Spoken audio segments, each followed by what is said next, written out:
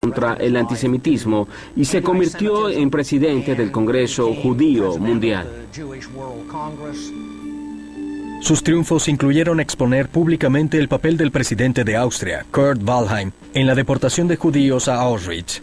También convenció a los bancos suizos de devolver a los herederos los ahorros de quienes perecieron en el Holocausto. Edgar jugó un papel importante en los acuerdos que permitieron el retorno de los bienes robados durante la Segunda Guerra Mundial.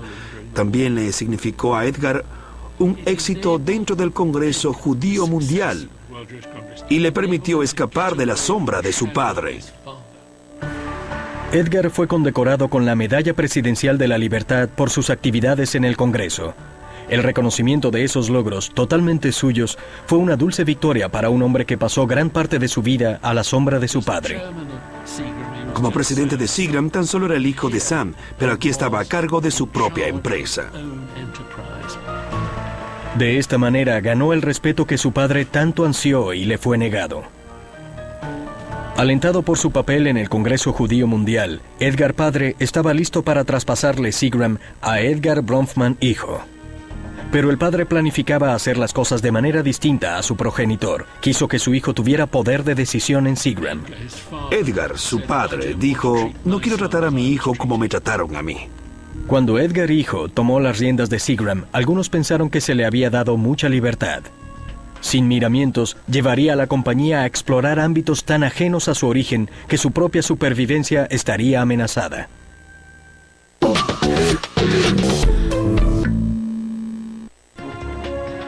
A finales de los años 80, Edgar Bronfman padre llevaba 2 décadas a la cabeza de Seagram. Había sido un custodio fiel del imperio licorero canadiense que su padre había creado. Ahora pensaba en cómo traspasarlo a la nueva generación. Pero Edgar hijo tenía poco interés en el negocio. Desde el inicio, el hijo se rebeló contra todo lo que había edificado su familia. Una de sus formas de rebelarse contra su padre y la expectativa que había sobre él era no ingresar a la universidad. No se veía a sí mismo como un empresario. No lo rechazaba de plano, pero no estaba seguro de ingresar a ese mundo y en su lugar se refugió en su lado creativo y artístico.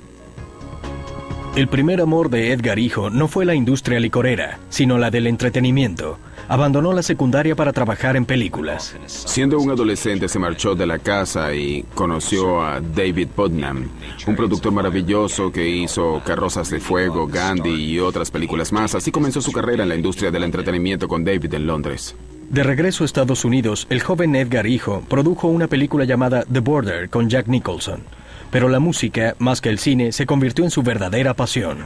Probablemente su mayor éxito fue como compositor de letras para canciones en sociedad con David Foster, quien tuvo cierto éxito comercial con estrellas como Celine Dion y Dionne Warwick. Pero mientras tanto, su padre lo presionaba para que siguiera la senda de los Bronfman, para que ingresara al negocio y aprendiera a dirigirlo. Edgar hijo era un rebelde incluso en el ámbito de su vida privada. En lugar de casarse con una buena niña judía, como se esperaba, se casó con una bellísima actriz negra llamada Sherry Brewer. Cuando el matrimonio fracasó, se casó con Clarissa Alcock, una chica católica. No fue sino hasta que cumplió 30 años que se rindió a la presión familiar para ingresar al negocio. Cuando Edgar hijo entró a Seagram, la popularidad del whisky seguía en descenso.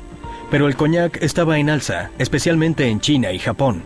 Así que a finales de los años 80, Edgar hijo y su padre invirtieron $922 millones en la compra de Martell, la famosa e histórica marca de coñac. Pero esta compra no detuvo la caída en las ventas de licores. Cuando Edgar hijo finalmente asumió la presidencia de Seagram en 1994, la compañía distaba mucho de la que su abuelo fundó. Gran parte de las ganancias de la firma no provenían del licor. De los $450 millones de ganancia que obtuvo Seagram a finales de los 80, solo $100 millones provenían de la industria licorera. El resto fue generado por los dividendos de DuPont, de la cual eran dueños en un 25%. Así que fue toda una conmoción para los accionistas y los miembros de la familia, cuando solo un año después de posesionarse a la cabeza de la compañía, Edgar hijo vendió la tan preciada parte de Seagram de DuPont. No había respaldo unánime para ello. Existía un gran apego por esa sabia inversión hecha en DuPont, y muchos deseaban no deshacerse de ella. La venta supuso un ingreso de 9 millardos de dólares para Seagram, que luego Edgar Hijo invirtió en el volátil mundo del entretenimiento. Edgar Hijo nos